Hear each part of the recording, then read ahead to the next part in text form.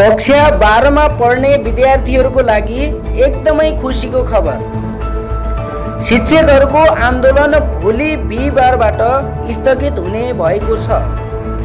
आज वैशाख 17 गते प्रधानमन्त्री निवास बालुवाटारमा बैठक सुरु भएको हो।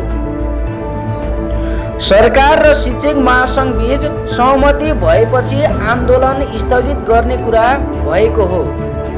छलफलमा विभिन्न 9 बुँदामा सहमति भएको कुरा स्रोतले बताएको छ। 15 असारमा नयाँ विद्यालय शिक्षा ऐन 2082 जारी गर्ने सहमतिसँगै भोलिबाट शिक्षकहरूले सडक छाड्ने र विद्यालय फर्कने सहमति भएको कुरा स्रोतले बताएको छ। अब शिक्षक आन्दोलन रोकिए राष्ट्रिय परीक्षा बोर्डले लिने कक्षा 12 को परीक्षामा कुनै असर नपर्ने कुरा पनि स्रोतले बताएको छ। कक्षा 12 को तयारी गरिराख्नुभएका विद्यार्थीहरूले आफ्नो तयारीलाई निरन्तरता दिनुहोला। यस्तै जानकारीका लागि मोडर्न मालिका युट्युब च्यानललाई सब्स्क्राइब गर्नुभएको छैन भने सब्स्क्राइब गर्नुहोला र नजिकै रहेको बेल आइकन प्रेस गर्न पनि नबिर्सनुहोला।